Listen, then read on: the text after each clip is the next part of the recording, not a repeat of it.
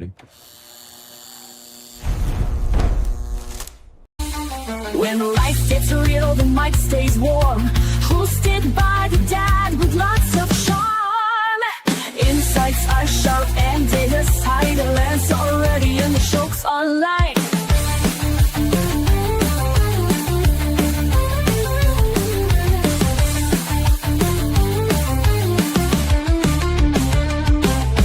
Hot takes, real talk, keeping it true. From high school halls to podcast cues, live a little, learn a lot. Turn it up, this show is hot. Grab your coffee and let's get into it. No filter, no fluff, just real talk. Let's do it. Ready or not, here we go. It's time for Muffman to start the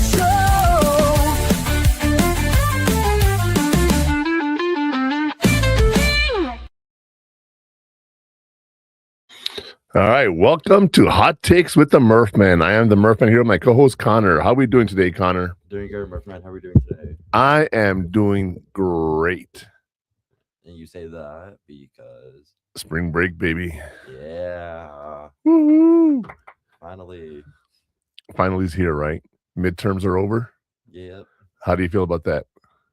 better. How do you think you did this time versus last semester? Better. Better? Good. Actually,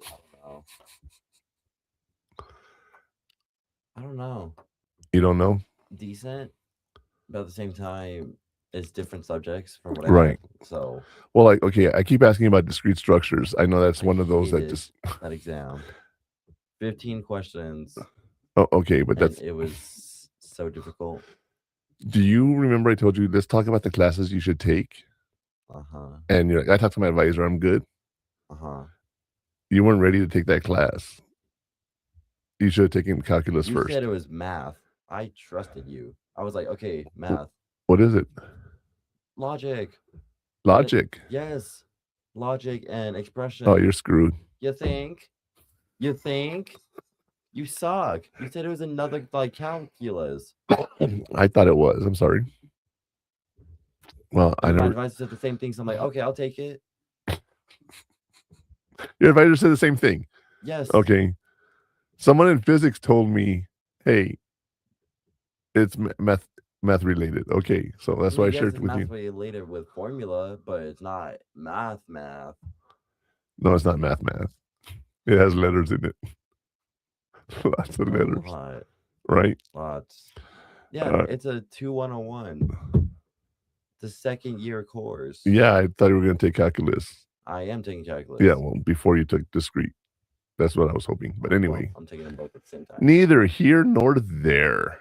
Anyway, before we get started, I want to go over something real quick, our little disclaimer. I am the Murphman. Connor's my co-host. We are not experts. We are genuine in what we talk about. We just share whatever knowledge we've experienced, our life events, our life experience, and sometimes stuff that has nothing to do with either of us. Like a couple of weeks ago, we were talking about nuclear blasts, you know what I mean? Oh yeah. Although that became very relevant and we attacked Iran and, now they're talking about nuclear bombs and dirty bombs and everything. So yeah, it's all over the news. I even showed you a fallout predictor, remember? Yeah, so anyway, sometimes because we are genuine, sometimes the dull language does slip out. And we just want to let you guys know, just a little heads up that might happen. Not guaranteed that it won't, but most likely not. No, we're getting better not being inappropriate. Well, no, we're always No, but like being professional wise. Speaking more professionally. Yes. Yeah, I'll give you that one. And we do speak professionally. Just every now and then we get into heated arguments. I tell Connor to go to hell and stuff, Yeah. Yeah, he does.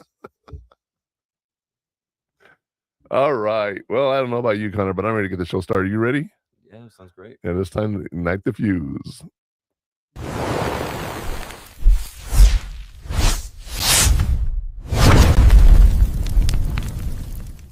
Everyone tells you to trust your gut, but the truth is your brain is lazy.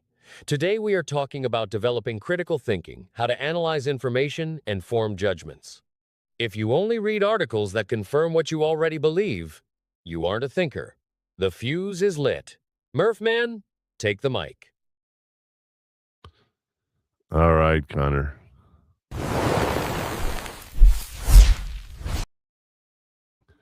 Developing critical thinking, how to analyze information and form judgments. Wow, this is one of those episodes where you really have to. I know it says we're going to be doing critical thinking, but you have to realize where your thoughts come from. And I'll give you an example. When you were younger, and you had your mom's phone and you would look at TikTok and whatnot, right? You came up to me one day and you asked me if the earth was flat. I was like, no. And for you flat earthers out there, you're wrong. Right. But I asked you, where did you get that from? You were 9, 10, 11 years old, whatever age it was. And you're like, well, friends at school, stuff on TikTok, stuff on YouTube. And I was like, yeah, you just can't believe everything you see. Now let's fast forward 10 years, Connor. And there's this little thing that you hate so much called AI. How do we know what we're seeing is true, right? Because it's I don't even know what to believe anymore, right? Yeah. And we go back to the credibility we've talked about. If the people you're talking to, you find credible, that they're reliable, and when they say something, they usually are correct, then you can usually trust what comes out of their mouth, if that makes any sense. Like, for example, Joe Rogan has his podcast. He says some stuff on there. His friends say some stuff on there that's sometimes wild and crazy. It might be just for views. It might be his beliefs. I don't care. It doesn't matter to me. But he has views, a point of view. And there's some people that hear him and say he's 100% right. Or some hear him and go, God, he's a wacko, 100% wrong. It's just your perception. Like we could be looking at the number 9 and number, here in between you and me. You see a 6, I see a 9. Who's wrong? And that's the point about this whole episode today is criticize what you're seeing and understanding to make sure you understand what's going on. Does that make sense? Okay. Don't just take things at face value. Research them. Find out what's real, what's not, and find out for yourself as much as you can. Research it. Now, I will give you an example here. You've seen the movie Maverick. There's a scene where they let the daggers fly and all the tomahawks fly over their head, remember? Mm-hmm. There's a video on TikTok I sent you of someone filming that on the ground in Iran. Yeah. And it looked exactly like the movie. Right? About, yeah. Well, I mean, they weren't in planes, but that's what I said about. But I was like, I wondered if that was AI or real. I think it was real, personally. I think it was real. But I just was like, wow, just like in the movie. Or I should say, the movie did it right. You know what I mean? Yeah. So sometimes when you reference something, you don't really know if it's true or not, but take it with a grain of salt. Look at it, understand it. That's what we're going to be talking about today. So I say we get started with I want you, you're going to love this question, okay? Pay attention to the question and I'll explain it afterwards. All right, here's the burning question for today.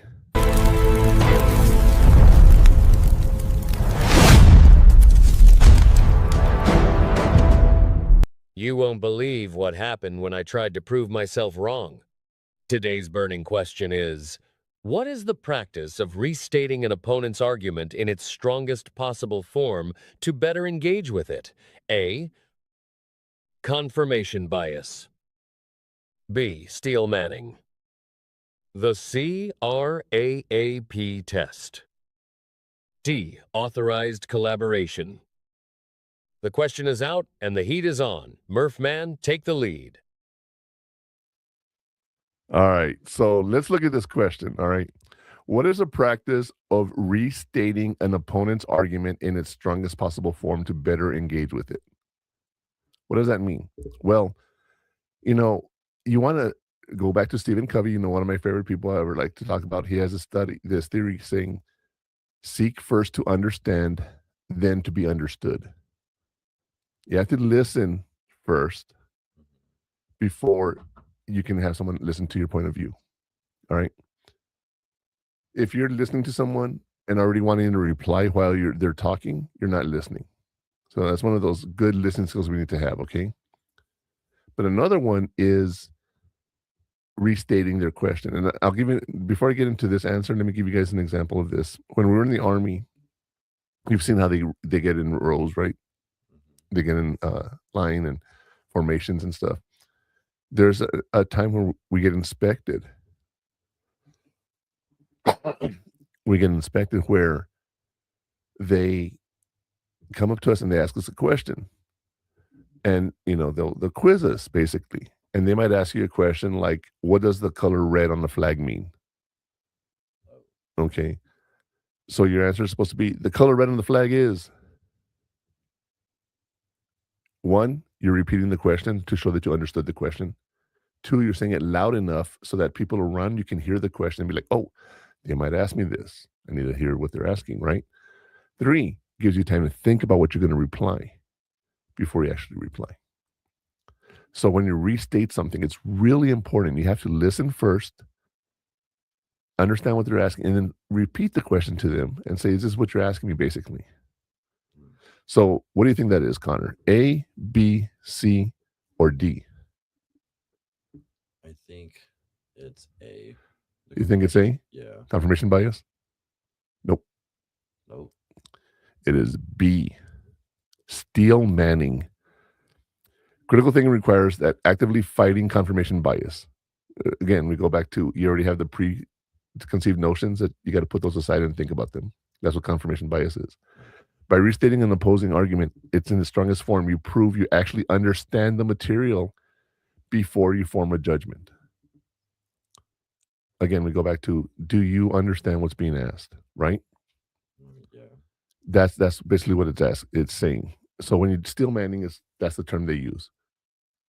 And it's very, very important when you're looking at someone and talking to someone that you understand what they're saying.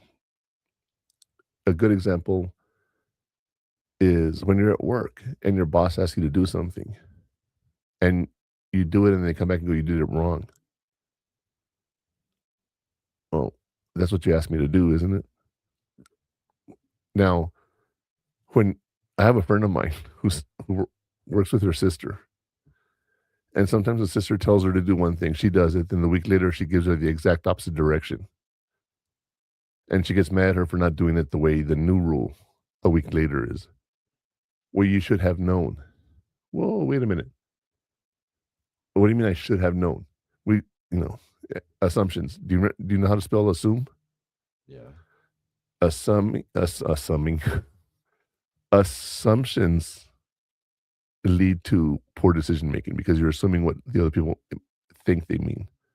And the word assume is ASSUME. So when you assume, you make an ass out of you and me. All right. Don't assume what people are asking. You can't. You got to ask questions. Me personally, I ask questions when I want to be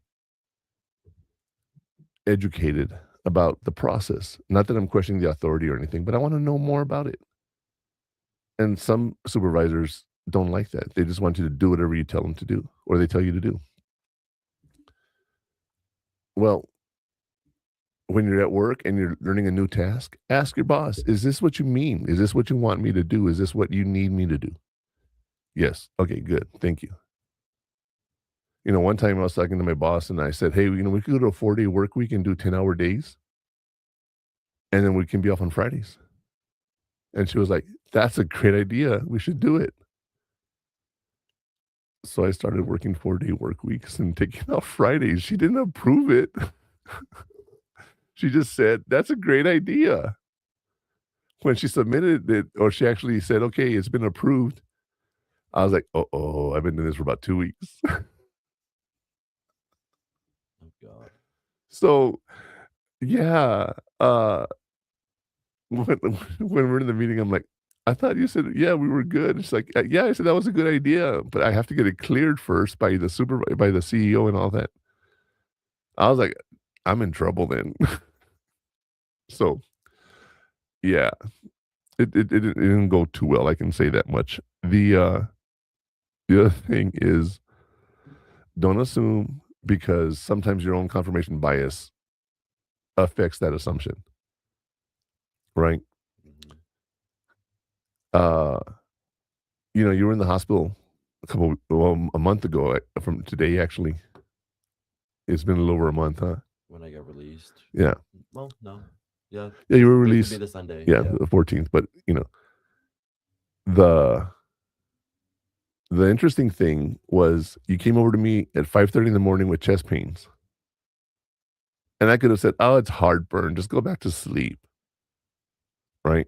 But you were like, "This is not normal. Yeah. I feel pain in my chest." And I was like, "Okay, get dressed. We're going to the emergency room." You know, I was like, "Connor, do I need to call an ambulance?" We get to the emergency room. You have your attacks, whatever the case may be, right? I asked the doctor, "Is he having a heart attack?" And she says, "No." But, we got to find out what it is. I was like, "Okay, it's not a heart attack." And then, like, when the cardiologist came in, and she's like, "It's not his heart." All right, then we're good. Well, not good, but you know what I mean. Yeah. But I could have assumed it's heartburn. It's not, like whatever you ate last night didn't sit well with you. Maybe it's just, stuff like that. It could be a panic attack for whatever reason. There's a lot of reasons, but I assumed it was a heart attack because that's the one that will kill you. And we went to emergency room, and yeah, turns out you didn't have a heart attack, but yeah, you had some health issues With my heart. with your heart. Yeah. So that had I assumed and you didn't get the help, I wonder like how close you were to dying. I don't know if you ever thought about that. If we would have been like, "Oh, he's fine," or "You never told me," right? Because you're not one to complain. So Never. let me tell you that confirmation bias. Okay, when you complain, I take you seriously because you don't complain ever. Mm-hmm. So whenever you have a complaint, I listen because I know you, and I know you don't complain about just anything. And we're getting fixed up. Yeah. I'm like, thank you for saying I had a heart attack instead of heartburn. Because I mean, I did walk into your room, grip my heart, like grip my chest, then fell to the ground. Well, you So didn't fall. I You went to your knees or crouched or whatever, but you didn't like fall. Well, yeah, I want people to think like okay. you fell to the ground. I'm like, oh crap, that might be heartburn. Just go to bed. Just go back to bed, dude. Just here, you want a pillow while you're down there? Here, let me get you a blanket. I'm like, Right? it'd be like the white outline you see in like cartoons or something. That's not funny. I've actually seen that in real life. Okay. No,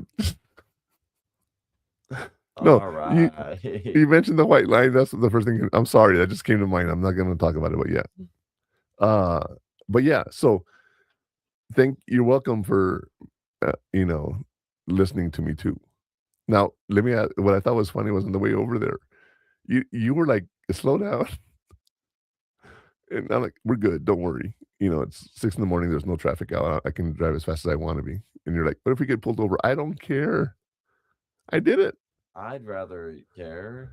Well, I wasn't running red lights or anything like that. I know, but it's like getting pulled over. It's gonna take longer to get to the hospital. Someone gets pulled over, I roll my window down and I yell at the cop, "He's having a heart attack. I'm going to the emergency room. Meet me at UMC. Arrest me there." Gone. Or I'd call 911 and be like, "I'm not pulling over." And that's what I would have actually done. I would have called 911 and like, "I know I'm speeding. I'm trying to get to the emergency room. Give me the ticket. Put me in jail. Whatever you have to do. I don't care. Just tell the officer I'm not eluding him. I'm going to the emergency room. When I get there, he can arrest me." That's what I would have done. Mm. Pretty cool, huh? What? Totally. You're looking at me like, I wouldn't pay attention because I'd be having heart attacks, but I'd be like, "Where's my dad?" On the news, man, evading police, chased to the hospital. I'm like, "Oh, no, you know, it okay." would have been funny if I just kept driving by UMC and go to another hospital. Just keep, no, I don't want to go to this one. I'm stupid today, You go dude. all the way to VA by Fred Wilson, just be like, "Oh, not this one either." That's not a hospital anymore. It's not. No, it's just a clinic. I thought The there was hospital's over where I stayed when I had my gallbladder stuff. I thought there was an ER there, like There on the used to be. backside. That was the hospital until they moved it over there. Oh, so what's there then? Just clinics. So no more ER. No more ER. Oh wow. Now they're building a new clinic out by the new hospital, which is beautiful. Once it's done, it's going to be amazing. I thought there was a clinic already there. Well, okay. There's clinics for active duty soldiers. We're talking about VA for veterans. Oh well, I thought that'd be the same. Okay. Let me ask you a question. Since we're talking about the difference between veterans and active duty soldiers, there's 3 holidays that get celebrated: Memorial Day, Hmm. Armed Forces Day, and Veterans Day. What is the difference? Memorial Day is you're remembering someone who passed away. They're dead. They died. Armed Forces Day is when you celebrate the soldiers in the army, And the veterans is in the for military, veterans. and veterans is the veterans are still alive, right? Okay. That's the difference between the 3 holidays. Okay, so Memorial Day, Armed Forces Day, and Veterans Day. Done. Now, one thing, speaking of holidays, this year, I told you this earlier, this 4th of July is very important. Do you know why? Why? It is the 250th anniversary of our country. And I would love to celebrate it doing something. You know, going somewhere and seeing the fireworks display. Yeah, okay. But I want to do something bigger than that. Can you imagine what 4th of July normally is in DC at the mall? You know what the mall is, right? Yeah. Imagine that with this 4th of July. Can you imagine how big that celebration would be? Hopefully big. Well, yeah, it would be.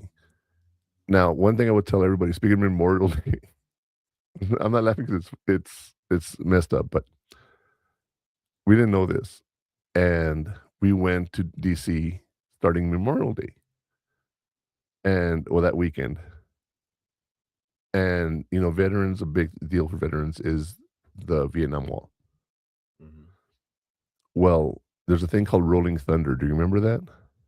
Yeah. What do you remember about that? It sounds familiar though. The Rolling Thunder is the motorcyclists, the veteran motorcyclists come in to honor the veterans who we lost. Oh, Not just the ones from Vietnam, but all wars. never mind.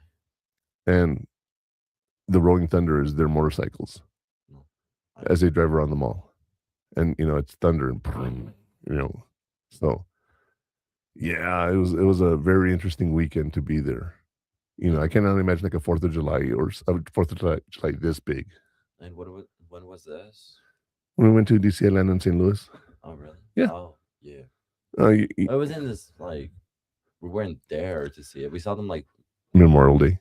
we drove by them Well, yeah, we didn't go see that. What I'm saying is we went to go to do our DC stuff. and they were there. And Yes. and do your amazing, wonderful trip you love so much Just about like, DC. ha ha ha ha ha ha. Right. Trying to show Connor stuff in DC was like I went and took him all over the what's it called? The city, looking at all the different museums, and everything is a museum there. So if you don't like museums, don't bother going. I was a little disappointed in that. I expected different things from certain places. And since that trip, because not only there, then we went to St. Louis and Atlanta. We did more museums there. We did the Arch in St. Louis. Connor's like, okay, I am done with tours and museums. Don't ever do that again. So we didn't. Yeah. But you gotta admit, some of that stuff was pretty cool. Like when I ask you about DC, what's the coolest thing that you liked about DC? The mall. The mall? Just seeing it from like in person. That's it. Literally, that's all we went to in DC that I liked. Everything else was museums. You're forgetting, for me, the most important thing: What? the Pentagon tour. Yeah, no, that was low-key for me. No, the fact that we were in the Pentagon. That's the point there for me. Well, there's also a McDonald's in the Pentagon. Yeah, they have a It's food not that court. special. It's a food court. Yes. There's a food court. It was just a corner, literally on the corner. There's no. Well, we didn't go through the food court. We just passed it. There's a food court. Yeah. Actually, there's a hot dog stand outside in the middle of the Pentagon. You know how there's a big, right? Yeah, it's Pentagon. So there was people that were going to it back and forth, and apparently spies, the satellites were looking at the Pentagon, and they were trying to figure out what all these people were going to. So they were trying to like investigate why people were going. They thought it was something like secret. It turns out it was just a hot dog stand. That's one of my favorite stories about the Pentagon. But you know, the Pentagon is really interesting. Anyway, going to all this, DC, it's amazing. So again, like I said earlier at the beginning of the show, we're gonna get sidetracked at some point. We always do. But I will tell you what, before we go any further, let's talk about today's hot take. Connor, what do you think? Yeah, this sounds Get us back on track. Here's today's hot take. Stop being a parrot. It's actively hurting you. Today's hot take is, if you only read articles that confirm what you already believe, you're not a thinker, you're a parrot. It is time to stop seeking validation and start seeking the truth. Murphman, it's your turn to fan the flames.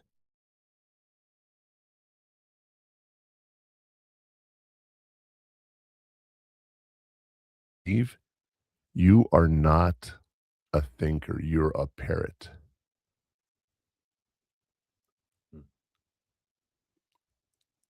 You know, when I try to get your mind expanded, that's why I was talking about all these different museums and stuff. I try to open that mind up to all the different possibilities, right? And I've shown you stuff. I've taken you places. I've taken you everywhere you could go to show you as much as I could, right? Were you really interested? No. And that's okay. You know, you didn't hate everything, but I mean, it wasn't the best. And I get that the difference, okay? But when I ask you to read something, I hate reading. Well, how are you going to expand your mind? How are you going to see what's out there? You know, it's not just TikTok videos, not these 10-second videos. You know, you need to learn more. Now you're in school. I mean, you've always been in school, but now you're in college and you're doing a lot more homework and a lot more stuff like that. And you have to read a lot more. Since you've been in college, have you learned anything new?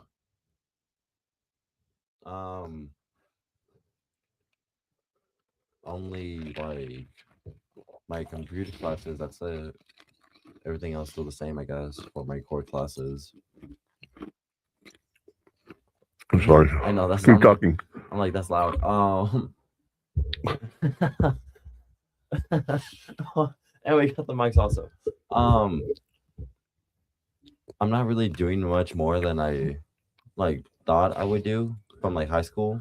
Because you did 2 years of cybersecurity. No, like I said, that didn't really help me. Well, you're still all. doing your basics too. So, Well, I guess, but we're not really going like basic though. You know what I mean? Yeah. Because we're not like. Well, I mean, one class we are talking about like computers and like bits, like 0 and 1s and all that. But all the others are mostly just like how can I word it? Repeats? No, not repeats, because I mean I've never had them before. But so if you never had them before, you should be learning something new. What you were saying compared to last like all my years. Yeah. Like everything's still the same except computer classes. Okay. So if you're saying, you know, right now it's not really anything new, it's more of the same stuff. So I want you to think about this then. What you did in high school was more advanced than the average student. Can we agree on that one now? No, I'm still not with that. You keep insisting you did the bare minimum. I'm like, no. My whole point is that's perfect example of what I'm talking I about. did close to minimum, other than other students. Well, yeah. I know a lot of students did better than me. But those are people in early college, high school, Connor. That's a big difference. You weren't one of those students. I know they Okay. did them. They're the overachievers. They did extra. Yeah, they're extra. Okay, you did what was expected. But what my point is, you were taking such hard courses in high school that college is not much different for you. That's the point. Because they're both hard. Yeah.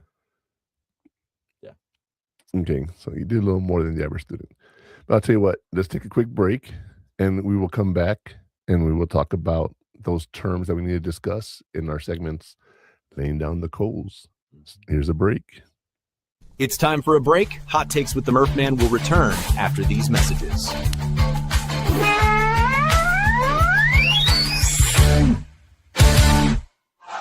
The station where our veterans' voices are heard, MBR Talk. Find us on the web at mbradio.us. According to the VA's suicide data report, an average of 22 veterans die by suicide every single day. This figure is a sobering reality and a crisis that demands our immediate attention and compassion. We must recognize and address the fact that every 24 hours, 22 veterans are losing their lives to suicide. The war doesn't always end when our veterans come home. The invisible wounds they carry, wounds that are real and heavy, require continuous support. No veteran should have to carry this burden alone. Many veterans experience stress and disconnection as they navigate life after service. But there is hope, there is help, and you are not alone in this fight. There's a vibrant community ready to support you, offering friendship, understanding, and shared experiences. You served your country, now let us serve you. Don't fight the toughest battle in silence. Your mission now is to reach out. Dial 988, then press 1.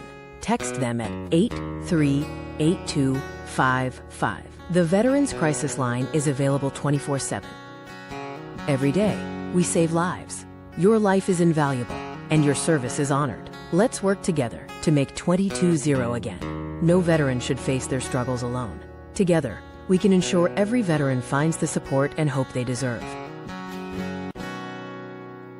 He gets help, but he still feels off. Sees an ad on the TV about a dog batting said, this is a man's best friend. Whoa, so he goes one day and he picks it up. Never thought a dog could bring so much love and put a smile on his face. But he's finally found a saving grace. He needs help, but he don't know the path to take or the way to go to be free. Put his mind at ease. We will help, 'cause we can't stand to see a soldier go to God by their own hands. We will do everything we can to make 22-0 again.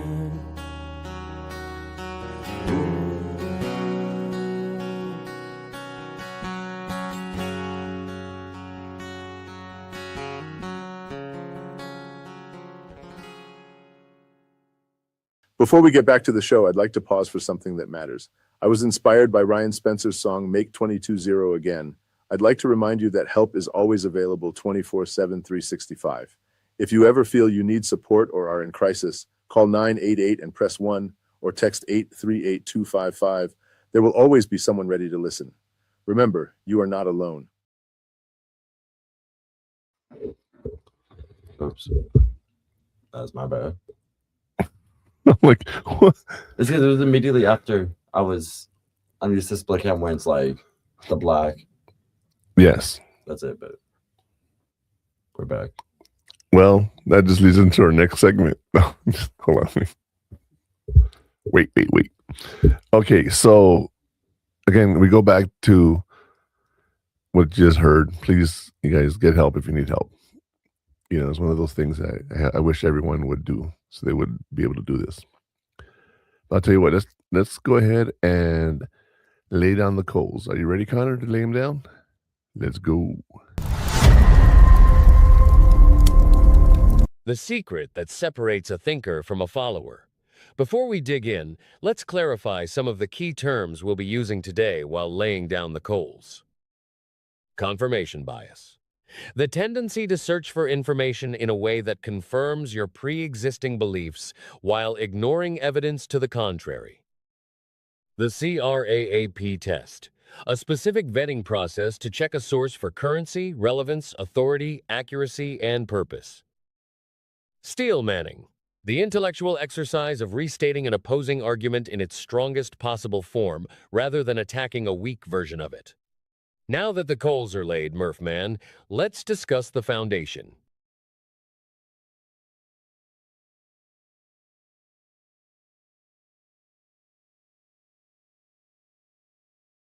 In a way that confirms your pre-existing beliefs.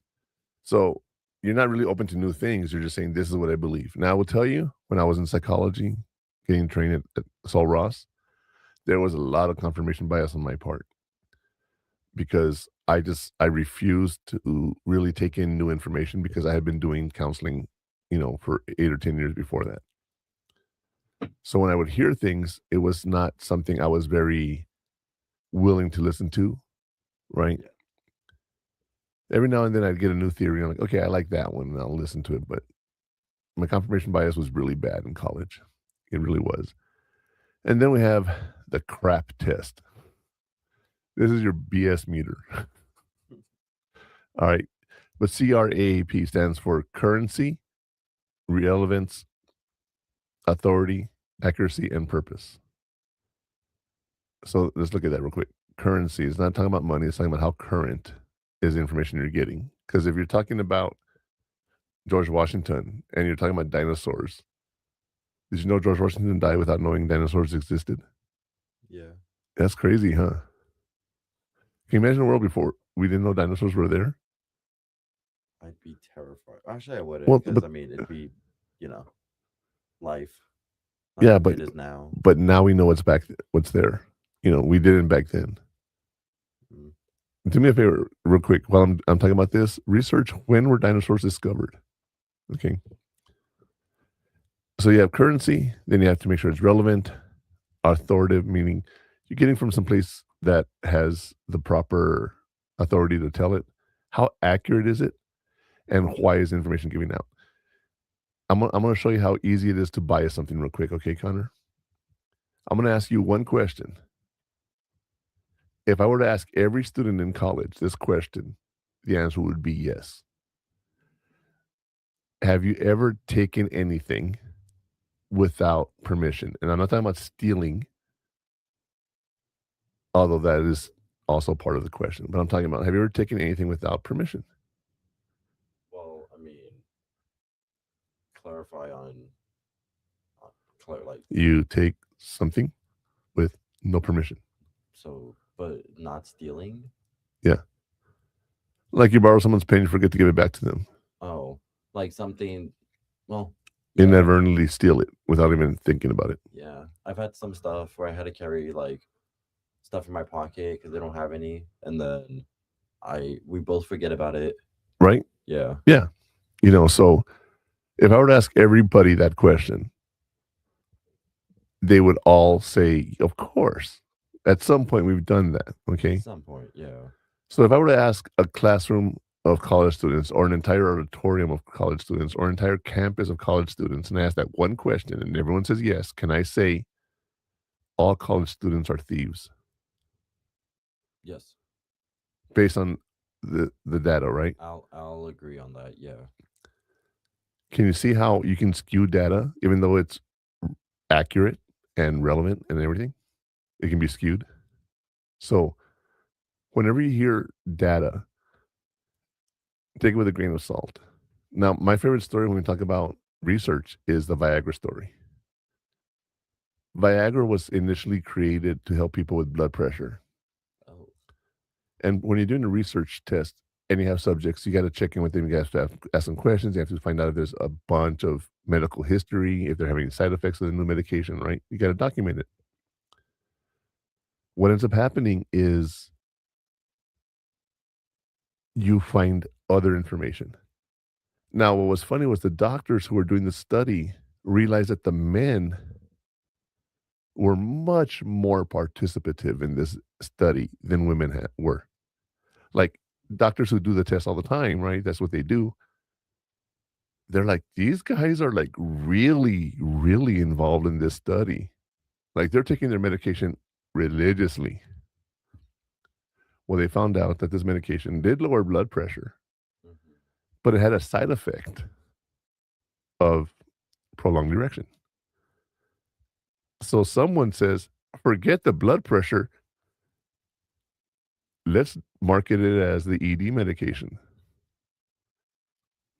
And then they did more research on it, and that's how we got all the different medications. Wow.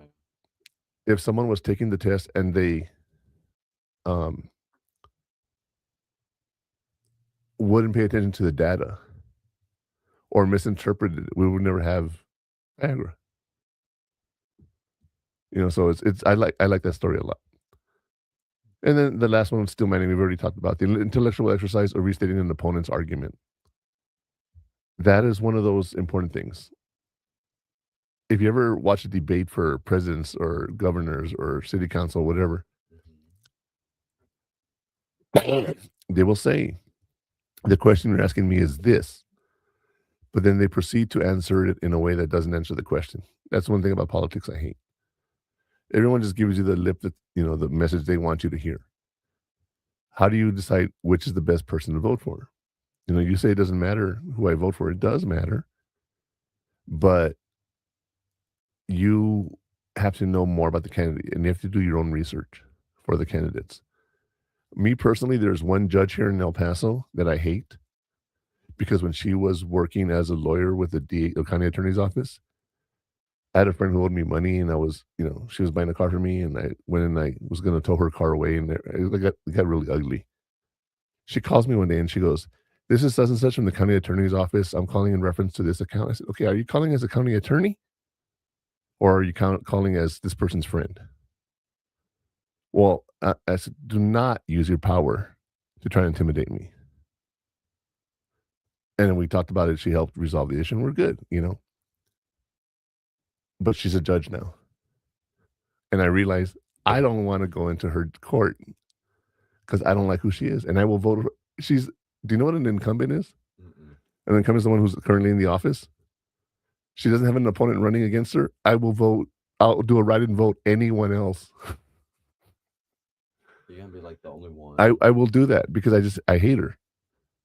You know, could she be a good judge? I don't care. Could she be non-biased? I don't care. She's never going to get my vote. Wow. Could she be the best thing for El Paso and I'm voting against her? Yes. I don't care. Right? And that's how people are voting nowadays. They look at the person, they're like, I hate that person. I'm not voting for that person. But you have to look at what they've done in life to warrant your vote. Okay, with her, I have a personal bias, very personal bias. If she did that to me, how else is she abusing her power? And I'm not saying she is, very clearly saying, I'm just saying that's what I think of when I think of her. So research, get information. Don't listen to what other people tell you. Don't be that parrot. Okay? Mm-hmm.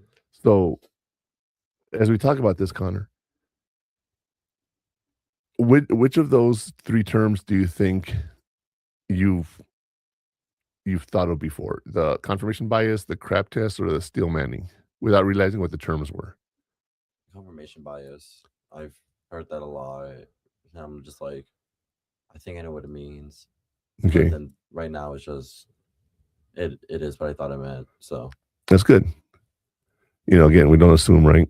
Yeah. But I'll tell you what, there's one thing that we do here, and I try to give you guys examples, and I try to tell you my life stories. I try to share Connor stories, but we always have a story from the fire.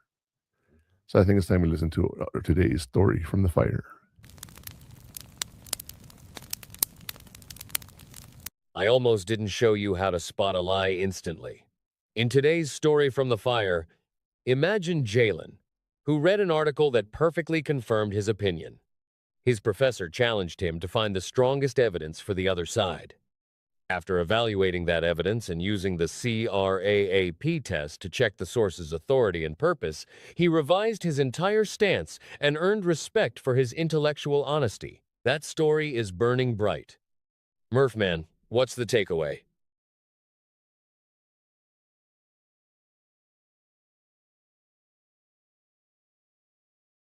I hear other stories. I'll give you an example of this. I had a teacher in business school, and he told me, or not me, he told the whole class, but he said, if you can find me a McDonald's that has closed its doors because of poor business practices, I'll give you an automatic A and you never have to come back to my class. And, a lot of times McDonald's close down, they remodel. Sometimes they close down and move a location, right? But we had one where the Whataburger is right there on Zaragoza. There used to be a McDonald's there. When that closed, nothing new opened up or anything. So I wrote him an email. I said, hey, Doc, you want to be aware of saying this anymore. You might want to research it and find out why they closed and everything. And here's the franchise. Here's the person's name who was in charge of it. Here, I got all that information for him. And then when he researched, he came back, he goes, wow, yeah, I can't say that anymore. I cared enough because I found that very interesting that, McDonald's has such a good business plan that no one ever fails. If you can actually get a franchise with McDonald's, you're golden. You know what I mean? If you do what they're supposed to do. Now, there was a store here. I don't know if you remember where we used to go get ice cream, this 99-cent banana splits. It used to be a Dairy Queen.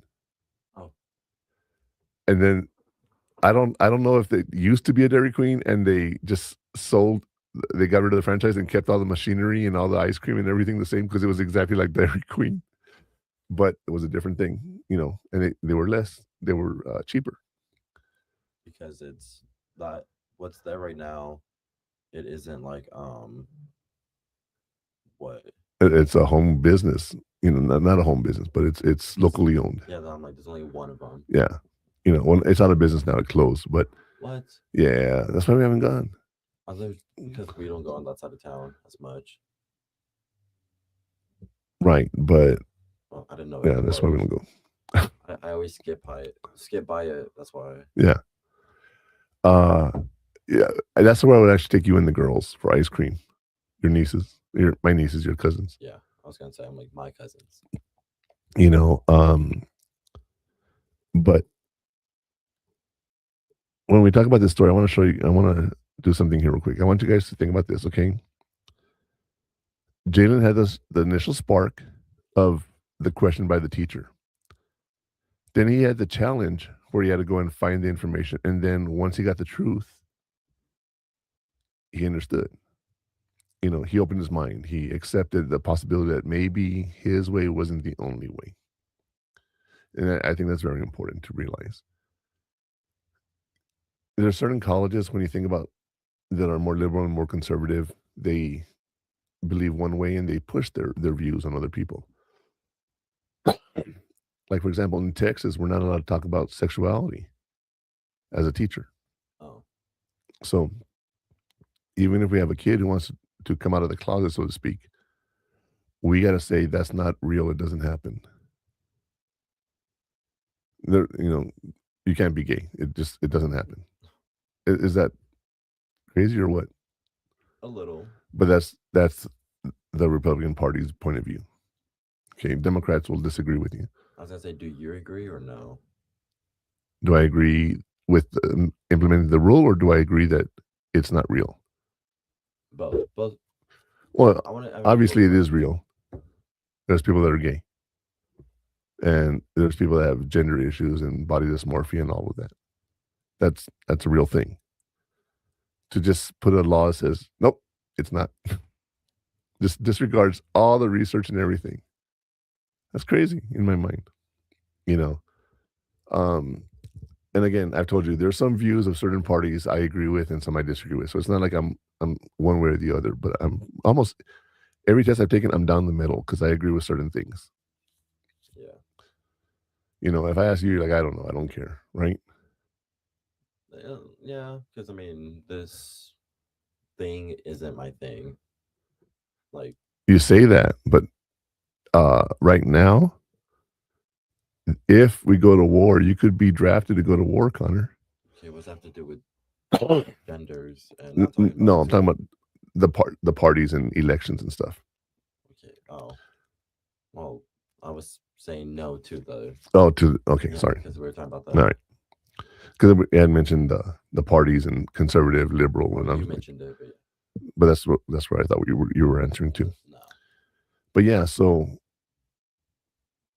don't be that parent and just repeat whatever you hear. Analyze it, research it, and understand where that point of view comes from. One of the things that I can tell you is during COVID, I would post how many people were dying every day. Yeah. And El Paso, believe it or not, was the world's worst spot in October of 2020. The world's worst cases of COVID was here in El Paso. We had so many people dying. They brought in refrigerator trucks to stack the bodies Oh my god. because they couldn't do autopsies or anything fast enough.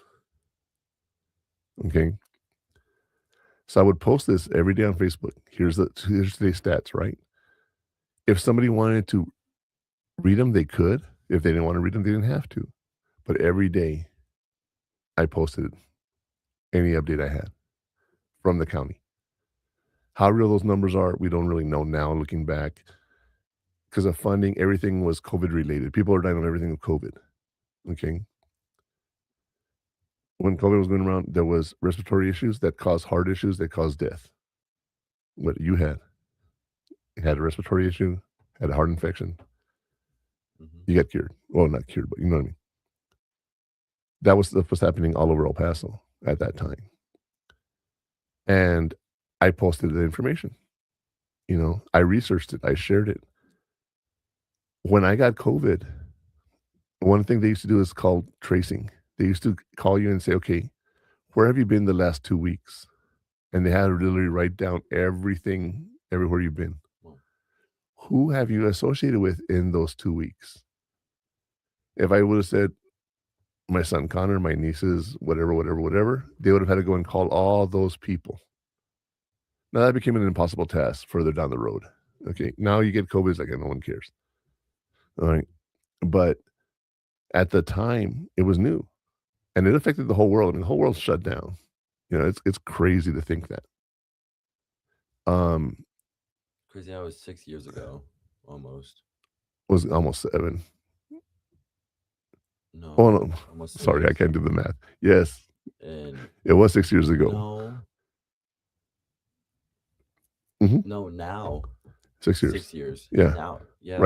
Right. This today. Today or yes, yeah, because it's spring break. Do you remember? Yeah. What do you remember? 8th grade. Well, I mean, what do you mean? What do I remember? 8th grade? It happened 8th grade. Sorry, 7th grade. 7th grade. Yeah. I was in my math class, and then we were like, "We'll see you back in 2 weeks." Never went back. Yeah. It's crazy. Yeah, this is 6 years. 6 years. Yeah, Right. it is 6 years. I was thinking 7 because I was like, I was thinking it's 6, and then, oh wait, it's spring break. It's going to be one more. You beat me to it. Was it 6 or 7? You know. Yeah. Sorry. No, but yeah, you're right. 6 years ago, we left on vacation and we were stuck Never came back. and had no toilet paper. That's crazy. I never knew that was 6 years ago today. Well, I wouldn't say today. I don't know the exact date, but yeah, this week. Well, it was already happening. Yeah, but 6 years ago this week. But like starting from today. Well, no, it's because remember we got out a week earlier than spring break because we were in the district that gave us 2 weeks off. So. True. Yeah, that's what I'm saying. So, you know, this month, 6 years ago, just leave it at that and we'll be good. But yeah, I was researching it. Break 6 years ago. I was researching it and trying to find out as much as, you know, people were like, don't do the vaccines, do the vaccines. I don't, you know. One thing I can tell you, vaccines can be dangerous when they're first starting, but I can also tell you vaccines have saved a lot of things. And now that we're talking about anti-vaxxers and everything, polio is back on the rise because people are not vaccinated. What's polio again? I don't really know. I know it's a crippling disease. I don't know the details. Oh, go before I forget. You were looking up when were dinosaurs discovered? 1677 was when the first published illustration of a dinosaur born. Dinosaur bone, and they thought it belonged to a human giant or war elephant. But then 1818 was when they found fossilized bone. 1818 is the date that matters. That's when they realized what it was. That's crazy. Yeah. When did George Washington die? 1799. Yeah, so he died without ever knowing dinosaurs existed. Wow, he died like 19 years before. Yeah, so, but anyway, it's one of those things that I lost a lot of friends because I kept posting stuff like that. They're like, it's all fake, blah, blah, blah, blah, blah. I'm not going to sit here and say it's fake or not. I know people died. I know people got sick and people died. I know vaccines help with diseases. I know that.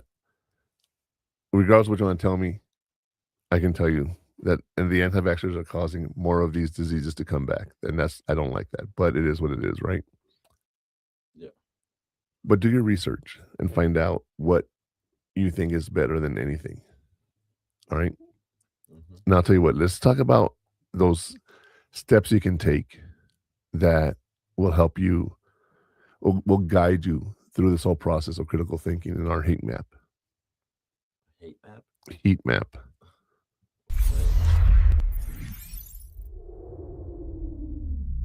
Question everything. The heat map will show you where to focus your efforts for the most impact. Ask, what's the source? What's the evidence? What's the agenda? Use the CRAAP test. Evaluate if the information is current, relevant, and accurate before you believe it. Practice steel manning. Build the best possible version of the argument you disagree with.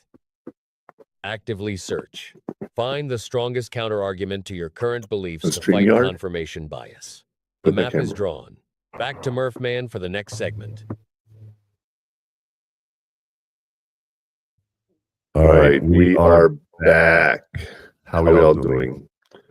So yeah, think about that real quick, okay? In the heat map, ask what's the source you're getting from the evidence, okay? What's the agenda of the people giving that?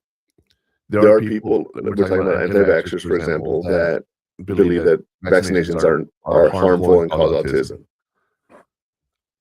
The good outweighs the bad. All right.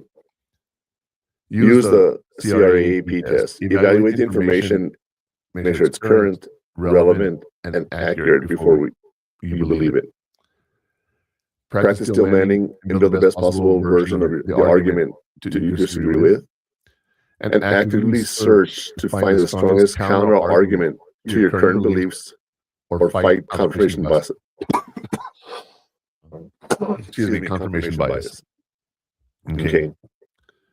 That's so important because you don't realize how much we do this. Okay. You don't realize how much research needs to be done. Okay. But I will tell you what, I say we should take a quick break. And when we come back, we can talk about those ways those pitfalls to avoid. And we can also talk about some of those steps you can take to avoid getting burned. So we'll be right back after this break. It's time for a break. Hot Takes with the Murph Man will return after these messages.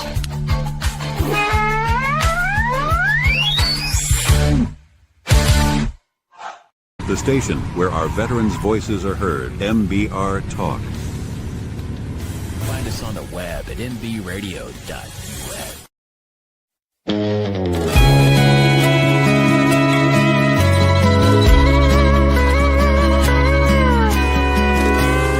Wonder what was going on inside the man in black's mind. Was he missing June? Was he thinking back when that picture was snapped? Was he wishing he could hold her? Did he know his life was over? Hey, that camera flashed the last picture of Johnny Cash. The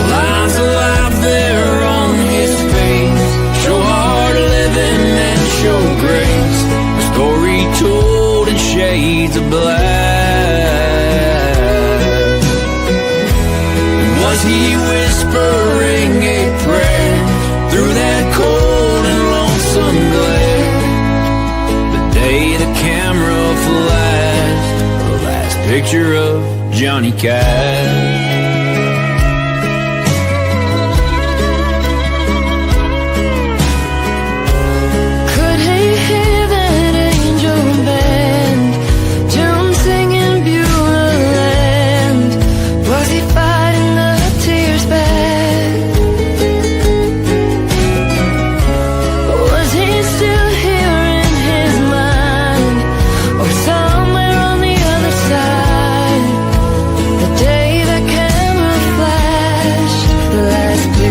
Johnny Cash. The lines of life there on his face show hard living and show grace. The story told in shades of black. Was he whispering a prayer through that cold and lonesome glare? The day the camera flashed the last picture of Johnny Cash.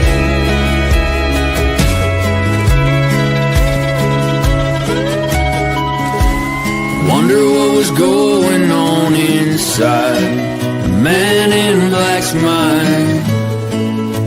The day old Marty flashed the last picture of Johnny Cash.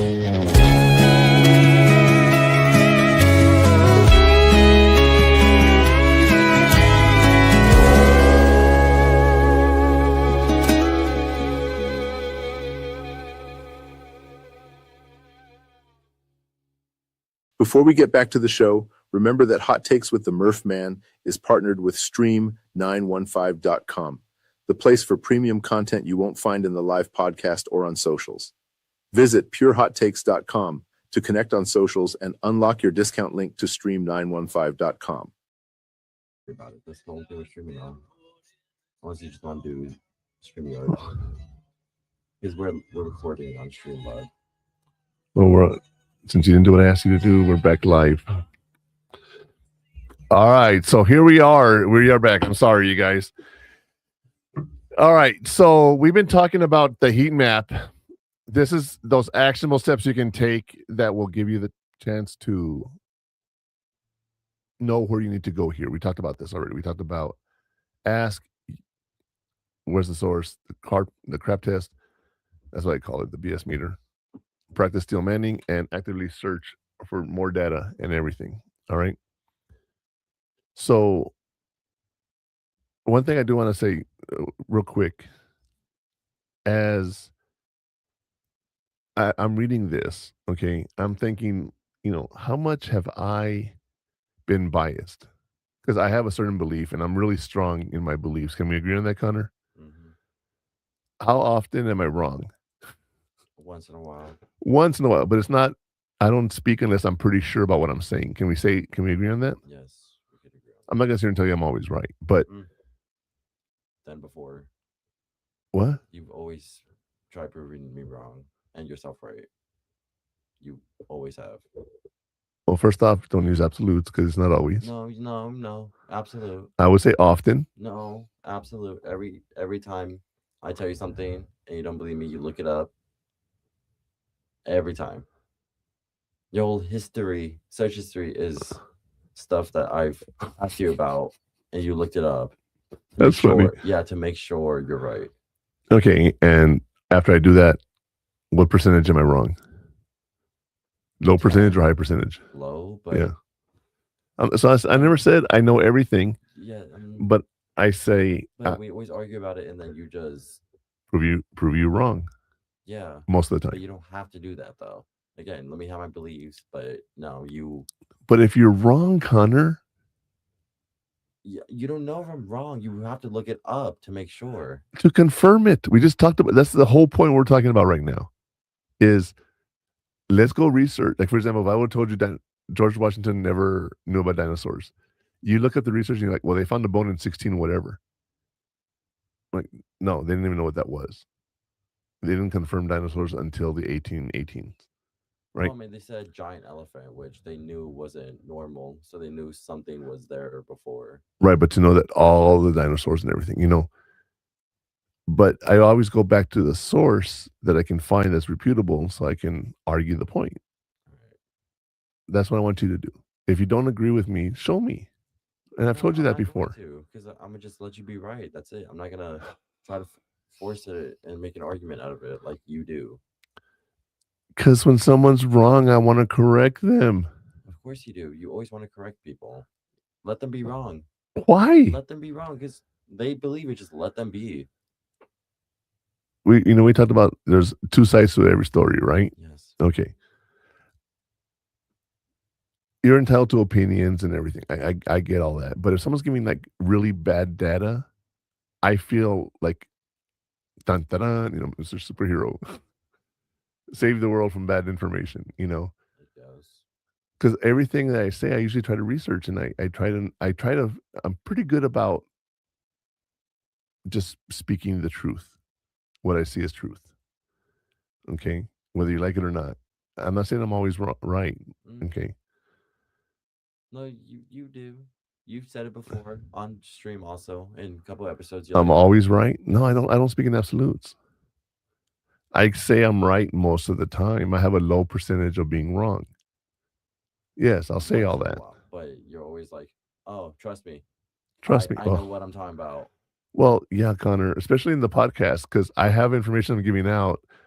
So I want people to trust what I'm saying. I'm not just pulling it out of my butt. You think I'm pulling it out of my butt? Really? All this information, you think I'm pulling this out of my butt?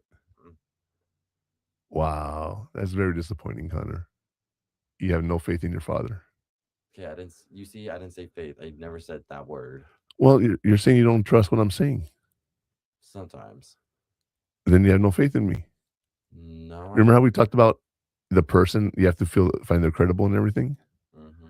So you're saying you don't find me credible? Not as much. Your stories, yeah, but some stuff, I don't know. Because it's so weird. Yeah, I'm like, there's no way. And just no, sometimes. But anyways.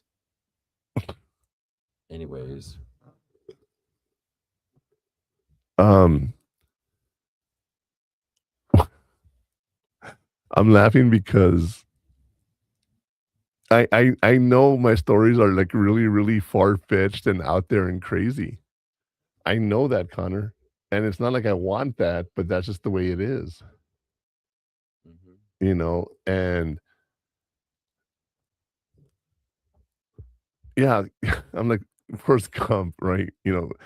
And that's the thing about me and my brothers. If we all get together and we start telling our stories, we have some far-fetched stories that are just crazy beyond belief. Can we agree on that? Out of all the stories I've told you, what do you think is the one story that blew your mind? Can you think of anything off the top of your head? No, not really. Well, Has been in the moment, and then I'll remember it, but I can't just think about it. My favorite story, not that it's my favorite story, but when I think about like something that's happened that's so far-fetched, is your grandfather, my father was murdered in 2004. My brothers and I almost caught the killers ourselves. That's a true story, no lie. Right? We were 2 blocks away from them when the police arrested them. That's crazy, huh? How we found the information there, that's a long story. Okay, but that is something that is true.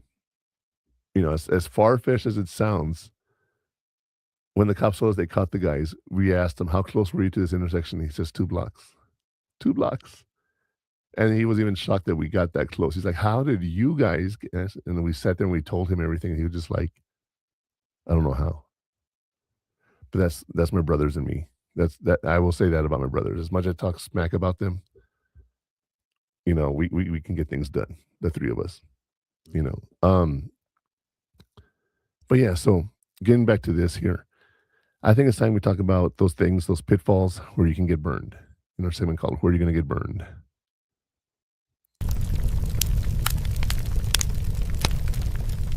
It's always about the agenda, okay? Let's talk about where you'll get burned. These are some common pitfalls. Accepting information at face value without checking the source or evidence. Dismissing opposing views just because they make you feel uncomfortable or challenge your ego.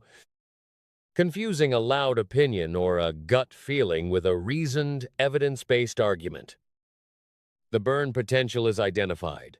Murphman, finalize the caution.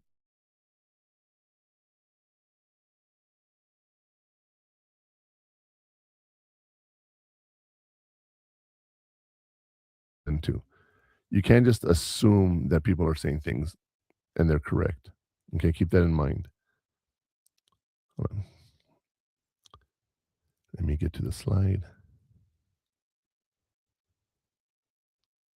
I don't know what happened. It kicked it out. All right. Accept the information at face value without checking the source of the evidence. All right. Dismissing opposing views just because they make you feel uncomfortable or challenge your ego. And confusing a loud opinion or gut feeling with a resorted evidence-based argument or reasoned, I'm sorry, not resorted. When someone has ideas, okay, and are you playing with paper? You can hear like static, like something weird. You know, You just stand still. your gut feeling is something you have to trust. The BS meter is what we call it. When someone's talking about stuff, right? When you're stuck here with your opinion, you ask people to do things, it doesn't happen, right? So just think about that for a second and realize, hey, you know, this is maybe not true. That BS meter, your gut, is something you have to pay attention to. Believe me. All right. And sometimes you can look at a person who you don't like and you don't trust, and they say something, and you're like, maybe, just maybe they're right. You can't let that bias you have toward that person change what they're saying, because sometimes they might be right. Most of the time they're wrong. I guess. You know, well, if you don't like someone, you're like, you know, this person doesn't know what they're talking about, and you argue with them and everything. I had a therapist, I mean, a teacher who was at the college, and he was a great therapist. And I fought him tooth and nail on everything he talked about, because I was like, none of that would work. I'm working with families right now. None of that would work. None of that would work. Everything he said, I hated him. Later on, he found to respect me. He was like, you know, this guy wasn't just a student. He actually knew what he was talking about. Everything. So I made him question some of his practices, which I thought was pretty cool. But I was just so close to the idea to listen to that guy. You know, I think I got to be in the course. And yeah, it was very interesting, you know. But you want to do an intellectual safety check, is what I call it, okay? Deploy your active thinking for the strongest counter argument. You can't argue if you're not thinking. If you're just saying stuff and spewing stuff that has no relevance, you're not making a point. You're not saying anything that matters. So, does that all make sense, Connor? Yeah, it makes sense. All right. So, I'll tell you what. Let's talk about those heat shields that will prevent us from getting burned. You ready?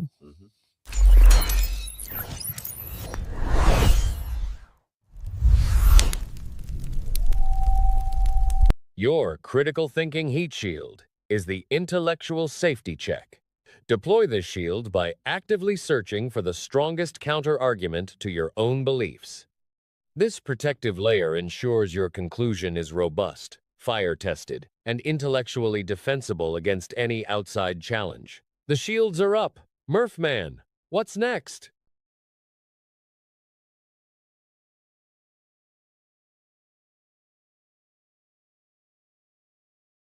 Information that where your get burned is Is it not? Or am I tripping? Okay. For me, it's the same. I don't know how it is on StreamYard. Yeah. Okay, so you're saying everything I just talked about was what you'll get burned. Yeah, go back and you could check. Okay. I believe you. I believe you. Because, I mean, go. You can talk about it if you want. I'm like, go ahead. Go ahead and talk about it. Right? I mean, yeah. I will tell you. Let me just get out that slide. And this is why AI sucks. No, that's not what happened. That's not what happened. When I did the slides, I just copied the same material twice into the slides. If that makes any sense. Yeah. Okay. Yeah, sorry about that. Let me see here. Hold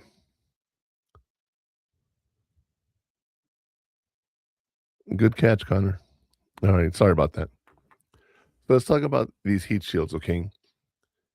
Where are you going to get burned? Accept information at face value without checking the source of the information. You need to go to proper resources when you're searching for something to know if you're going to argue something. What would you consider a credible source? I don't know, something from a legitimate, verified account. Okay. The little blue Twitters, right? Or the blue check mark. You know you can pay for that, right? I can pay for it. Yeah. That doesn't mean anything to me. To me, it does. Because, I don't know, if you got money and they actually verified you could have that blue check mark. Because you could pay for it, but there's some requirements. All that says is this is who I am. I verify who I am, and this is what I do. Well, then, that's all it is. I send my ID card, I pay a monthly fee, and I get the blue check mark. I don't know if you knew that or not. The other thing is news articles. Certain news stations skew information left or right, moderate or liberal or conservative, you know. So sometimes it's hard. You go to the news and it's not even the news you want to hear. Okay. AP News, which is supposed to be neutral and everything, okay, the Associated Press. I go to yahoo.com myself because that's AP News. You can also go to AP News if you want to hear what's happening. Okay. Then you can research it and you can find out information, right? Also, don't just dismiss opposing views, you guys. You know, I understand people are going to disagree, and that's okay, no matter how uncomfortable that might be to your ego. And that gut feeling is usually right in some way, okay? Because you just know when something's not right. It goes against what you believe, you know? So, that's one of those things that you really got to think about. But I'll tell you what, let's go and ask ourselves about the afterburn so we can reflect on those questions about what we learned today. Here's a segment, the afterburn.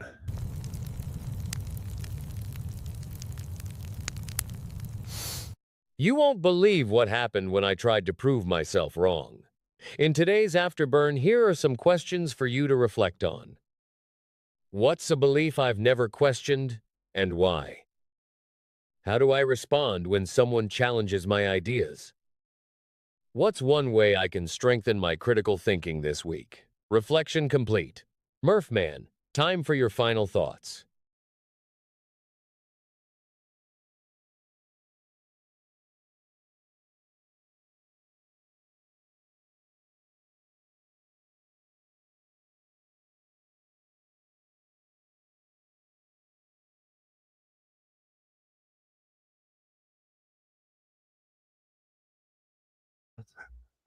Okay. I don't know what to believe, the truth, obviously, right? But I'll tell you what, when you think of all the technology in the world, and I've talked about this with the Egyptian technology and the Roman technology, there's pyramids all around the world. They all have the same kind of images on the wall. You know, it's really weird, some of the stuff that we've seen out there. So I don't know if it's true or not, but I lean more towards we've been visited by aliens and times have restarted over and over. You know, that's just what I see. And I know it's weird. I have no scientific basis for any of this. So you're saying we evolved so much that aliens had to destroy us to start from the bottom? No, I wouldn't say aliens destroyed us. I'm just saying aliens helped rebuild us and made us more advanced and stuff. You know, just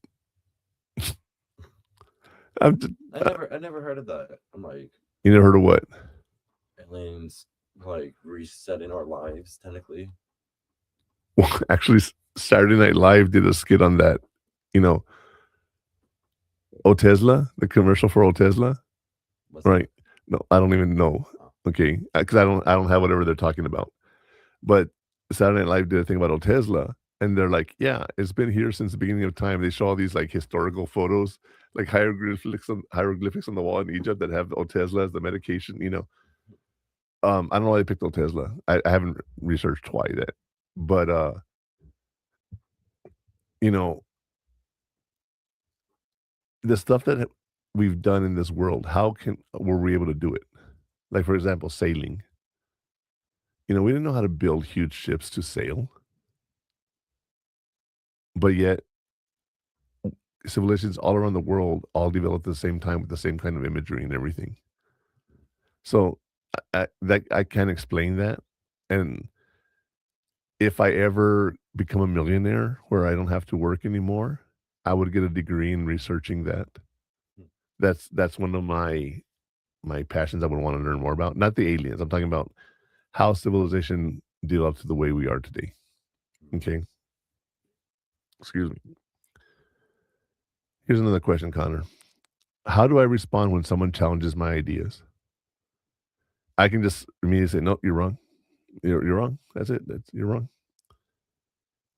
You could say there's about a 60-70% chance that you know. You knew what you were doing. I knew what I was doing, you know. But ask yourself, like, what are the odds of this person not knowing what they're talking about, you know? And so use your brain.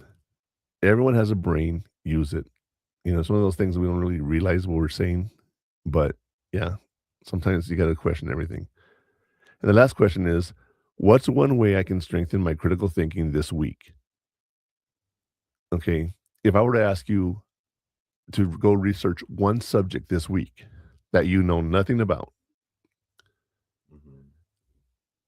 and you go and you say, oh, you know, when I learned about whatever subject you choose to, okay. And you're like, wow, that's actually pretty cool. Right? Yeah. So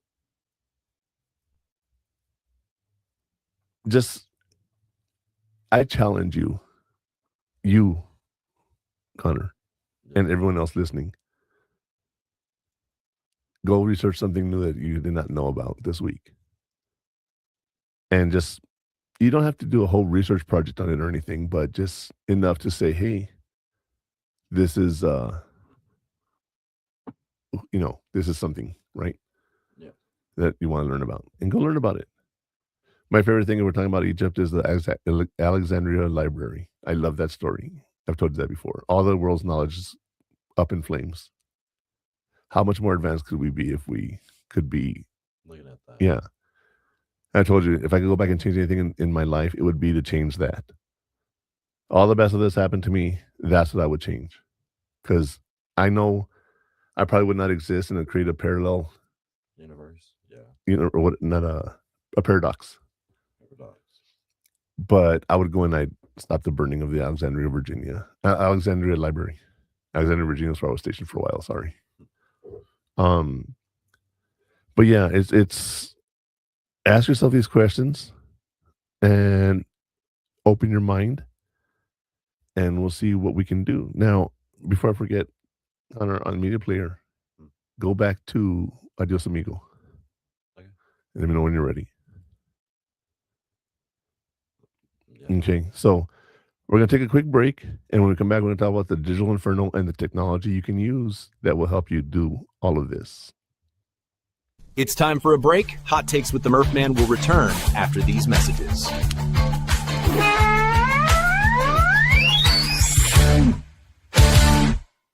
The station where our veterans' voices are heard. MBR Talk. Hey, thanks for supporting our channel by watching and listening. Find us on the web at nbradio.us.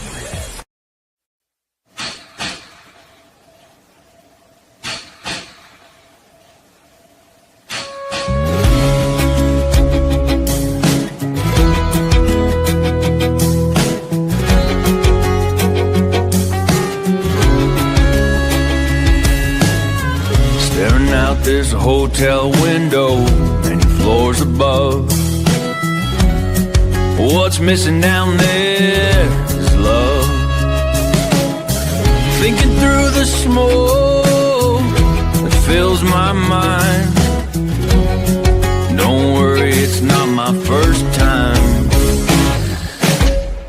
Adios, amigo. So glad I seen you. I won't be seeing you around. Adios, amigo. I've been looking for you since I stepped foot in this town.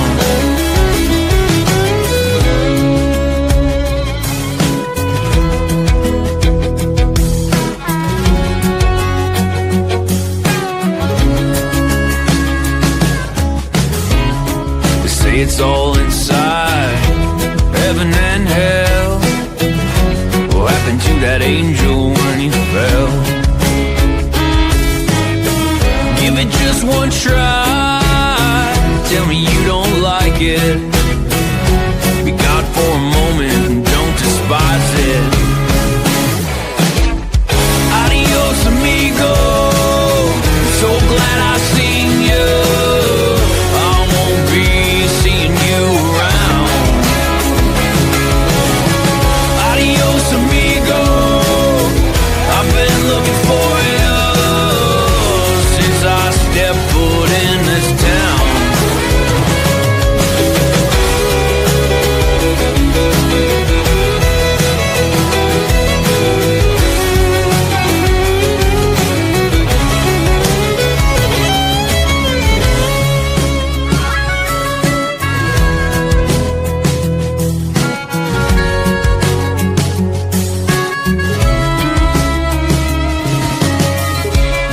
Step outside and breathe. Play a little in the street. Hope it's not me they're sending. Move one from over there. Give the kids a little scare. Oh, these fences, they need mending. Adios, amigo. So glad I seen you. I won't be seeing you around. Adios, amigo. I've been looking for you since I stepped foot in this town. Adios, amigo. So glad I seen you. I won't be seeing you around. Adios, amigo. I've been looking for you since I stepped foot in this town.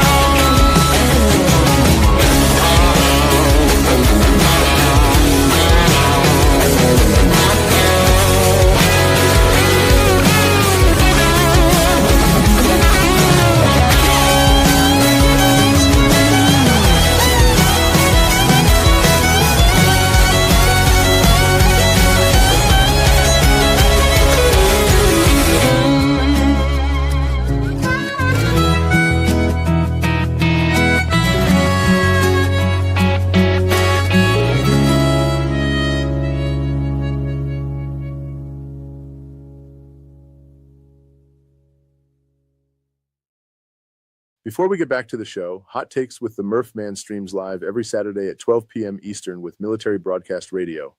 At mbradio.us, we give veterans a voice and help them launch their own podcasts. Make sure to visit purehottakes.com for all my socials and links to our premium content. All right. So right now I have the technology portion of the show that I love talking about. And today I'm going to say something very controversial. No, I'm kidding. It's not really, but it's funny. At least I think it is. So I'll tell you what, let's talk about the digital inferno. Wait. Media players being a little. Let me know when you're ready. Okay, ready. Break the algorithm. Use digital tools like incognito mode or search engines that prioritize diverse results to find information outside your bubble. Utilize platforms like procon.org or AllSides to easily access opposing viewpoints, forcing you to see the full picture. The tech is burning bright. Murphman, close out the inferno.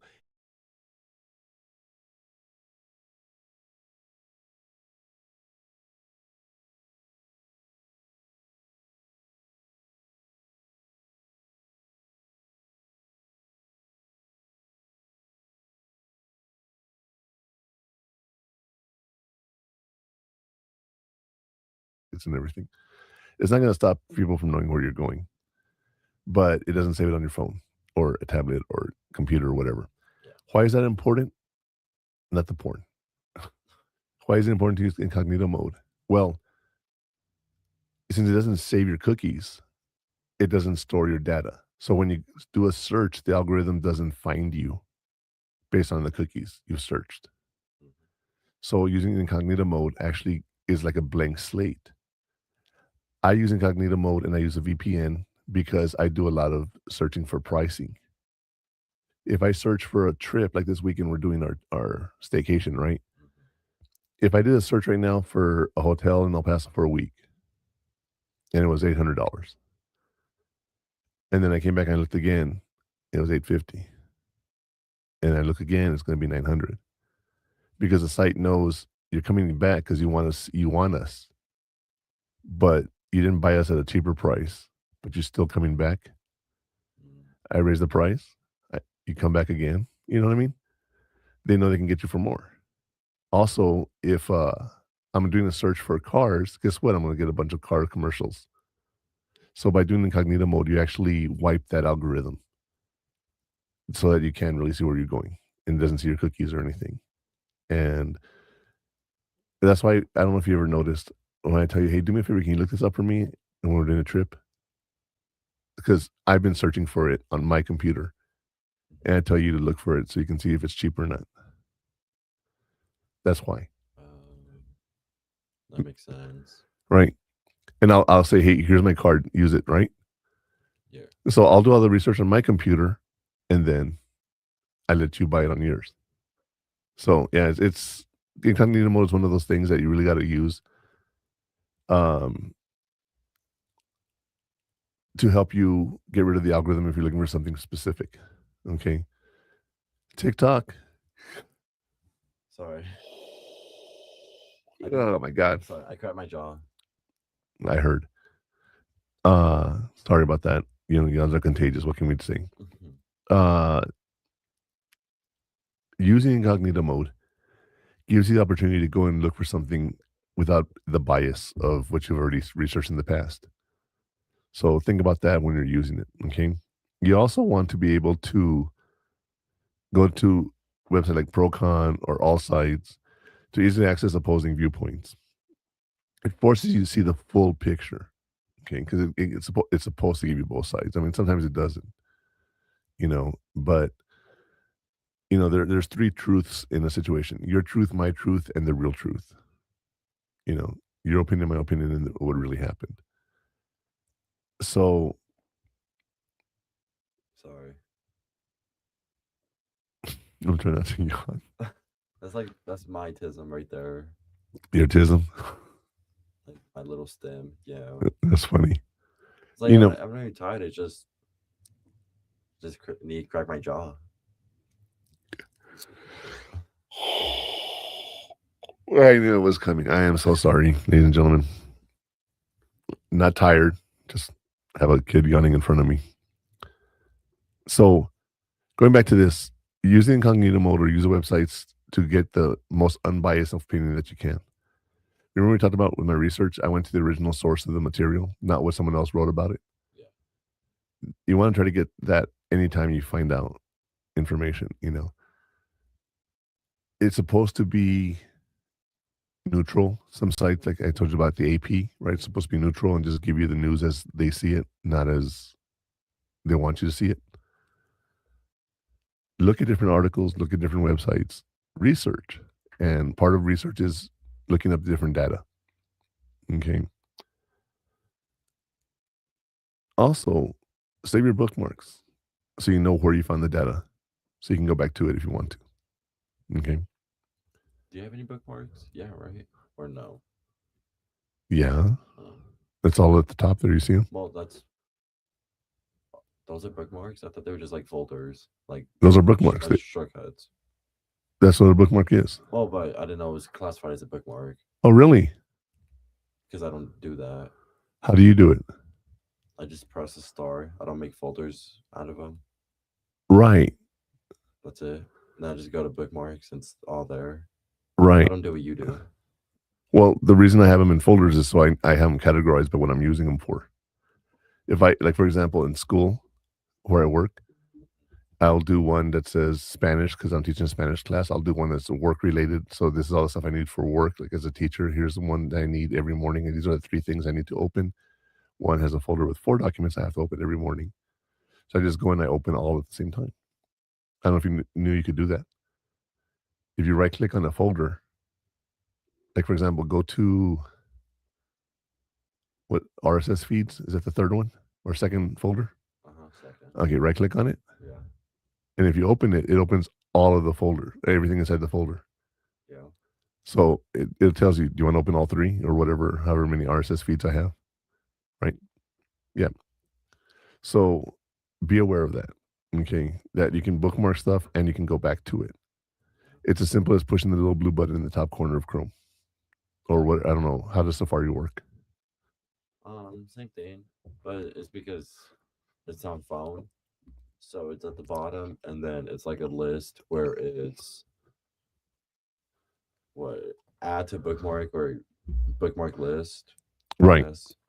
Yeah, I press the 3 dots and then bookmarks and then it just tells me I recently saved and then it shows my search history.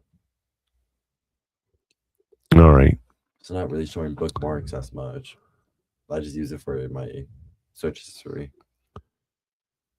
What other technology do you think we can use to research information? Because there's a thing called the internet, right? Everything is true on the internet, right? I mean, there's always some truth. There's always truth on the internet. You just gotta believe which is which. Right. But there's always truth on the internet. And there's also a lot of fallacies. Yeah. Okay. Go find those resources that you know are true. Okay. Educational resources is one of those that you want to have. By going to those educational resources, it's supposed to be neutral. If the research is done properly, without the bias, you should get good results. But a lot of times people are not. I'll give an example here. Did you know that there have been cures for cancer? There's been inventions where power is unlimited, where you can power cars with water. Yeah. Okay. Like I saw one where the windmill that picks up the water, hydraulic wheel or something. I forgot what it was called. Not hydraulic. Well, hydraulic would be liquid, but then yeah. But for power for car or what? Yeah.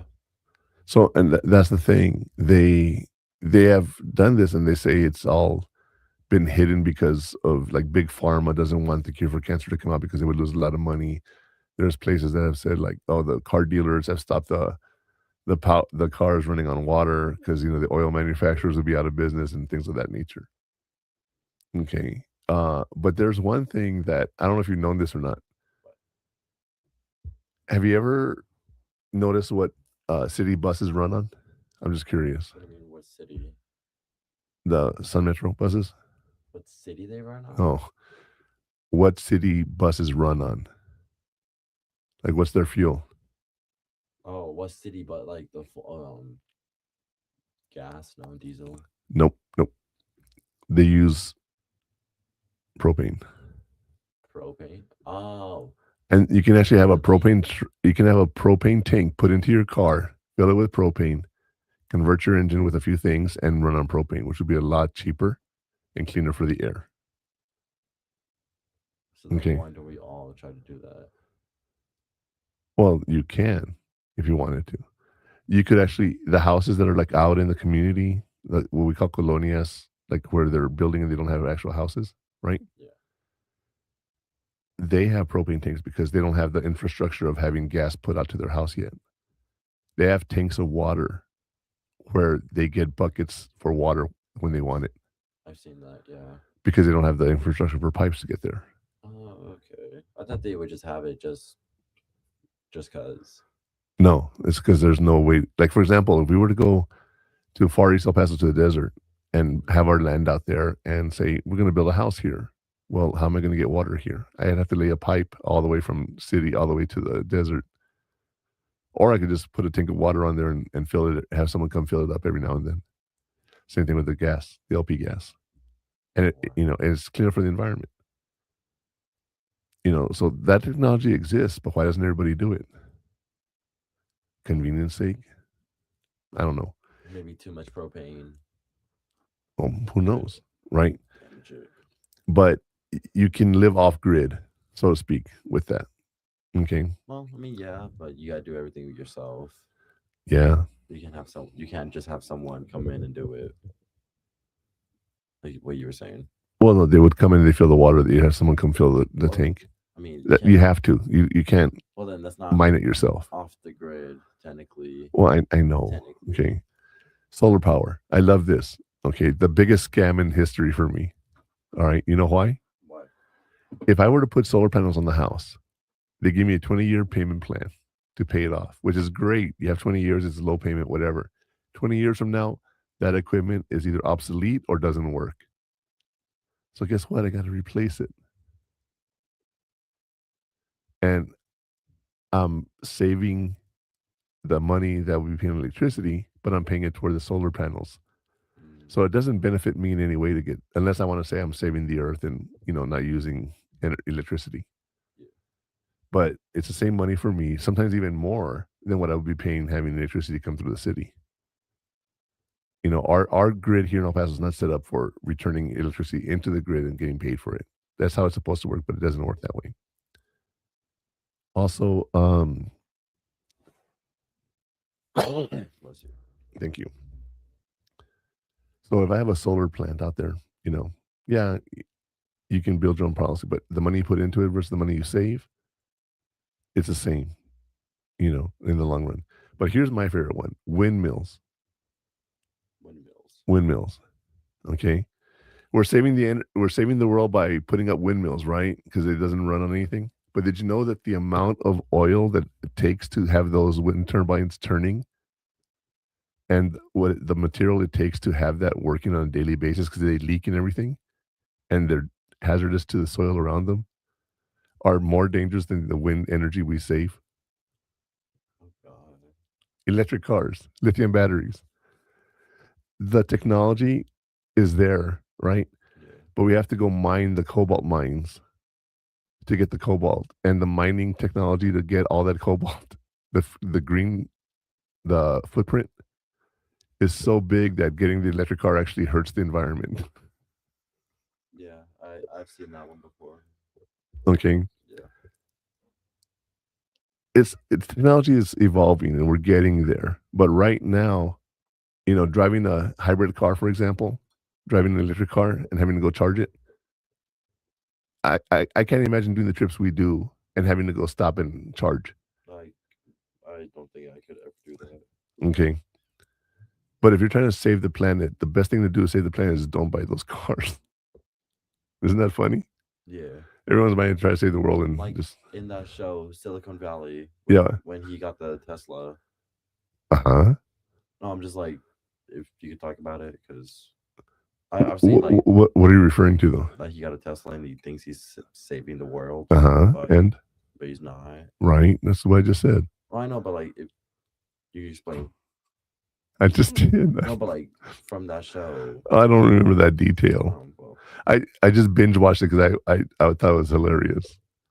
But yeah, some of the commentary on that show was just so funny. So yeah, understand that sometimes we think we're doing something, but if you don't really research it, is it worth it? The footprint that you leave on this earth by creating all that solar energy, all that windmill energy, all that battery power stuff from Tesla and everything, it's all just done. And here's something else. Why is Timo so cheap? Temu? Yeah.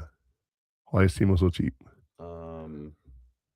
Resells, I would say. Resell? What do you mean resells? Stuff that's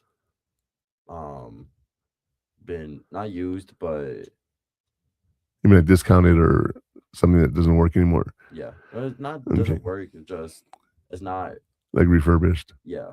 It's like refurbished and put on to sale. Well, what if I told you Temu is not really about shipping everything? They gather everyone's data and they sell that for money. That's why we get all these calls, not just Temu, but all these companies selling your private information. Is why we get so many damn spam calls. You know, you think about that. Everyone thinks it's just for the cheap shopping. It's cheap because they sell all the money and they sell all the data from. Yeah. Okay. So I didn't think about that. Research it. Check it out. But I'll tell you what, let's take one last quick break before we come back for the final burn. You ready? It's time for a break. Hot Takes with the Murph Man will return after these messages.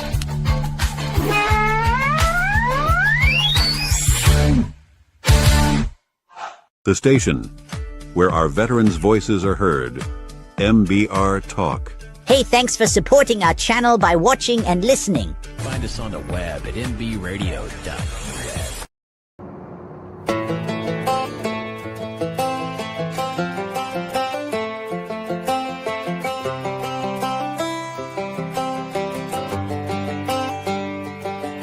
It's the guts and it's the glory. 100 stripes, 100 stories. It's the Pledge of Allegiance on the 4th of July. It's them handwritten letters from home. It's them sleepless nights alone. It's his newborn baby he left with his wife. Mr. Red, White, and Blue, lay down, here's the line.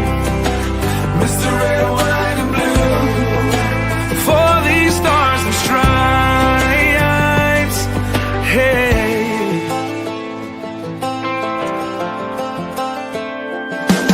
From the fields of Indiana to the swamps of Louisiana to the golden coast of California, Uncle Sam's the only family he's got.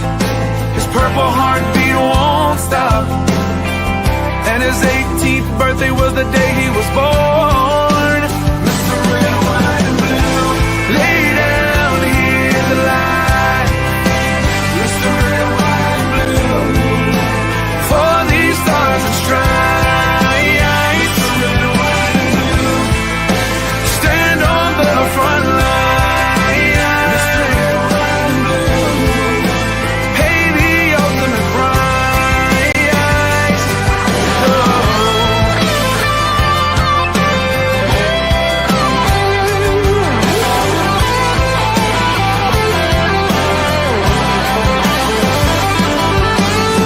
He was the man of the house when he was born. His family is proud but torn. But if you knew him, you would understand. He was raised on how to be brave, just to see the flag still wave. And then he came home with only one hand. He's Mr. Red, White, and Blue, lay down, hear the light. For these stars and stripes.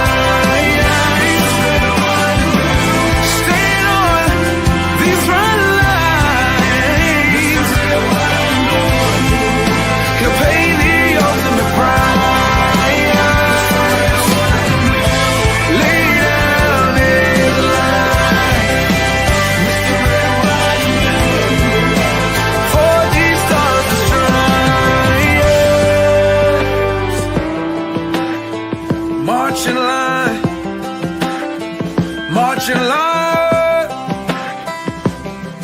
Hey. Hey.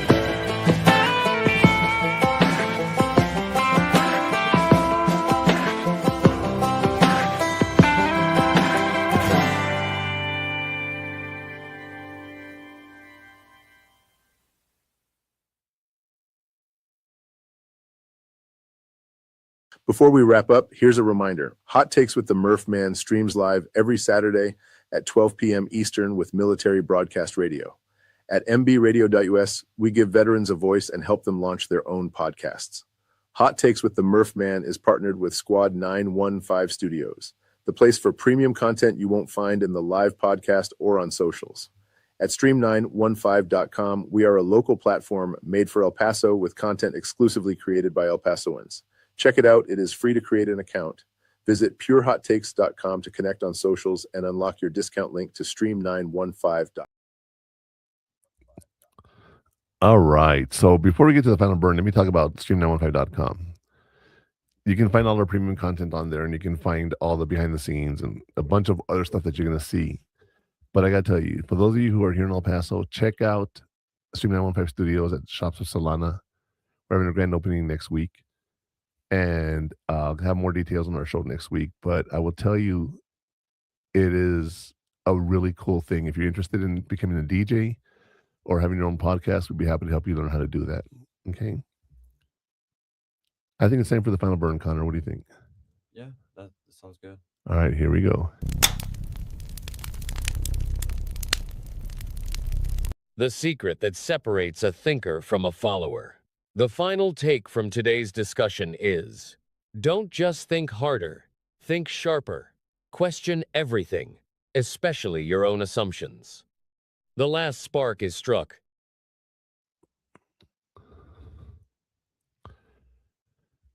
Don't just think harder. Don't just think harder, think sharper. Question everything, and especially your own assumptions. Don't just say because it's the way it's always been done. You know, and there's a story in business that I love so much, and it's a Meatloaf story, but I'm gonna tell it like it happened to me. Okay? Meatloaf. No, it's about Meatloaf, not the guy, the food. Oh. All right. So when I was first married, my wife made meatloaf for me, but before she put it in the oven, she cut the ends of the meatloaf off. I'm like, why'd you do that? So that's how my mom did it. Okay, well, we all learn things from our parents. So years later, when I'm here in El Paso, having a house built, we were living with her mom, and her mom was making meatloaf one day, and she cuts the ends of the meatloaf off, right? I'm like, huh, why do you do that? She goes, because that's how my mom did it. Well, her mom, Tita, is what we would call her, was there at the house. So I went over to Tita, do you remember make meatloaf and you cut the ends of the meatloaf off? She goes, yeah. I said, why would you do that? She goes, because it wouldn't fit in the pan.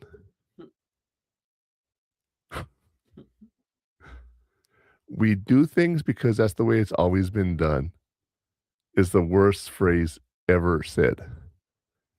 Question it. Don't just say that's the way it's always been done. There's no way to do it any other way. Just do it because that's the way it's always been done. Don't just assume everything's correct. Don't just think that, hey, this is the way it all works, whatever the case may be. All right? Because what will happen is you're not going to have the right information. So keep that in mind, you guys. All right, as we end today's show, final thought, question everything. Yeah, all right? Don't assume, question everything in existence. Yes. All right? I think we should take philosophy one time. I'd have taken it. You should take philosophy. I was thinking about Your it. mind is a little closed. I would love for it to be opened up by philosophy. Just a little bit. Just a little bit. Maybe. I don't know. I was thinking about it because that's social studies, right? Correct? Yeah. I'll see if it's in my plan or not. Because I don't think it is. Is there a history of music that you want to take? History of hip hop or whatever it is? I mean, that's social studies. That you would take philosophy instead of that. No, I'd rather take that.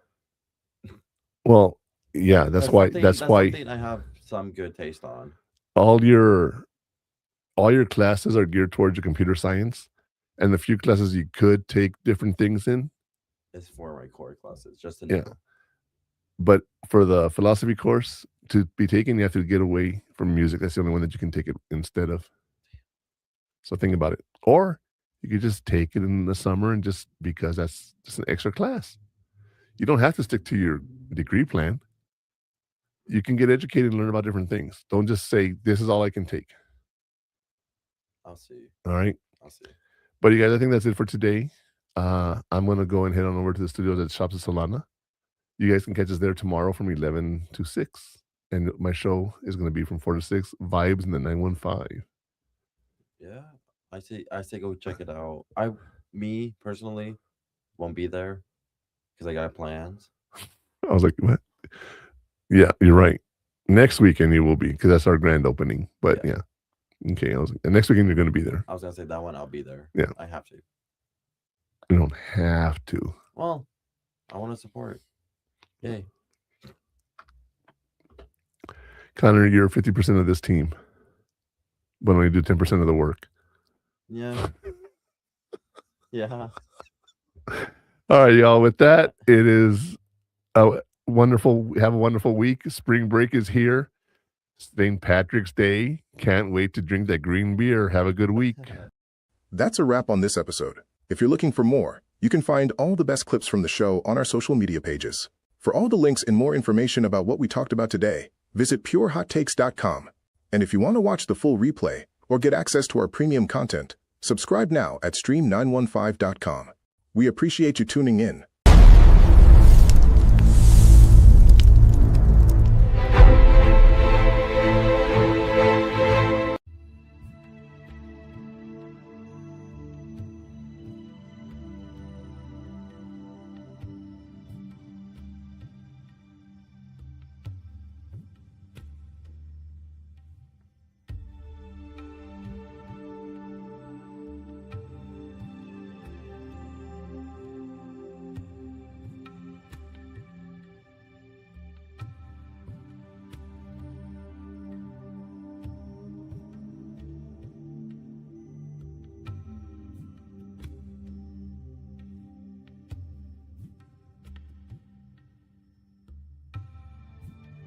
Ladies and gentlemen, thank you for tuning in to Military Broadcast Radio. As we wrap up today's show, we want to remind you that the podcast of today's episode will be available right after we go off the air. So if you missed any part of the show or want to listen again, be sure to check it out. And remember, we're here to support and honor our veterans. Your stories and experiences matter, and we are committed to giving you a platform to share them. That's right. We're here to give our veterans a voice. So don't forget to catch the podcast and stay connected with us. Giving our veterans a voice.